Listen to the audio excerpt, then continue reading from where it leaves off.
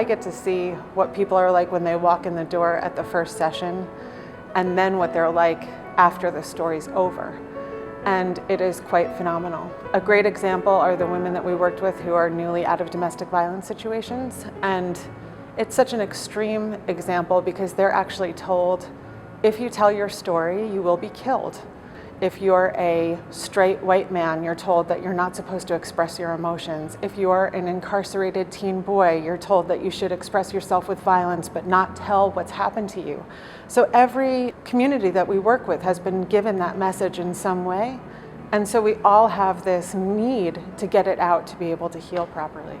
Being able to take your real life skills and apply them in a way that is helpful to someone that's doing good work is so, just so rewarding, because, you can volunteer in a lot of ways. Like, you can volunteer to clean up a garden, but doing something where I feel like I have real value, because this is what I do on a day-to-day basis, is just kind of a different sort of volunteer work, I think. It really feels like you're helping somebody and, kind of promoting the kind of work that you think is important. So TMI Project is essentially one of the services of a production company called Starling Productions. What they do is they encourage people to tell their stories in various workshops and other mediums. And we discovered that what we were doing was telling the too much information parts of our stories, the parts that we normally leave out because we're too embarrassed or ashamed.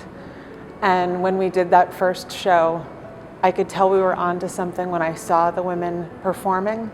But then when the show was over and I got to speak with the audience afterwards, I knew that something amazing was happening, because I had been in theater since I was a little kid and I had never seen an audience react in this way before.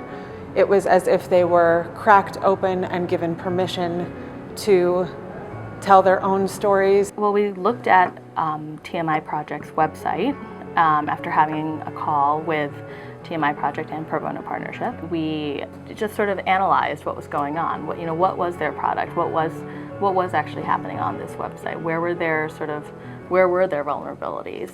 Judy from Pro Bono went through all of our materials, and so she was the one who identified that the bylaws needed to be updated and that there were things missing that we needed to address. So once she figured out that it was the privacy policy and the terms of use, NBC Universal and the attorneys that she partnered with seemed to be the best ones for the job. And they've really taken so much time with us and educated us about things that we should really understand, so that going forward we're really equipped with the knowledge that we need to do the best job we can do. The Ashokan Center has technically been around since 1967, and we are the oldest environmental outdoor education organization in New York, if not the United States. And what we do here is we teach kids about how great the outdoors is, and also we build community. That's one of the things that the Ashokan Center has long been doing, because we found out that the kids, these schools come back here every year, some for 40 years, because the kids, when they leave here, they have a unit, they have a community, and the teachers see that there's no bullying. And so their grades go up and they do better, and that's why they keep coming back. Nonprofits, like other organizations, need certain things to be able to function and do their mission. They may not sound initially like they're critical or sexy, but they are. Corporate lawyers, transactional lawyers, helping not-for-profits get those issues resolved and straightened out, or performing a critical mission, in some cases allowing the not-for-profits to go on and survive. So that work can be absolutely mission critical. The forest here in the Catskills is the green architecture that feeds the watershed. If it weren't for the forest, we would have no watershed. So we teach these kids how they are related to one another. The contracts that were prepared for us by the Weil team have afforded us more time to focus on our programs as opposed to focusing on negotiating contracts for schools. We've always said at Weil that you can't be a great lawyer without doing pro bono work and public service work. And that's got a great history in this country. You go back to lawyers like Alexander Hamilton at the founding of the country, through Abraham Lincoln, through the present lions of the bar. And what you find consistently with great lawyers is they all have a great commitment to doing public service and pro bono work. Greyston's social justice model was our longtime heritage from Bernie Glassman. He had a concept of non-judgment, and we've been using that as our hiring model ever since. The heritage of Greyston is supporting individuals and making them thriving contributors in the community. But from that, what we really see is a nested system where those folks are also interacting with their family, they're interacting with the community, and then broader, as you can think of organizations in the businesses they're in, the communities, and then nationally. How does Greyston operate to have the greatest impact? These organizations are essentially small or medium-sized businesses. They have hundreds of employees. They have buildings that they need to own or rent. They need to borrow money. They have governance issues. They have tax issues as to how to structure their business so as to maintain their status as a 501c3 organization.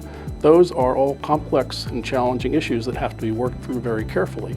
And the legal satisfaction of dealing with an interesting problem, and at the end result, you've done something good for an organization that is devoted to doing good for people. Greyston has been a leading social enterprise, combining contract manufacturing baking with a social justice program based around open hiring, which means anyone that walks in the front door of our bakery, we offer a job. They put their name on a list and we give them a position. Before I came to Greyston, that's where I was living, in them projects. I got arrested in those projects, did a lot of bad things in those projects. I was looking for jobs. Nobody wanted to hire me because of my background. I thought about Greyston, what they do for people. They hire people with backgrounds, felonies, parole, or whatever. As far as me coming from the streets, I don't think if I didn't get in contact with Greyston, I'd probably be incarcerated for the rest of my life. The relationship with Pro Bono Partnership is invaluable because they are a source of a kind of legal business that we're very interested in obtaining.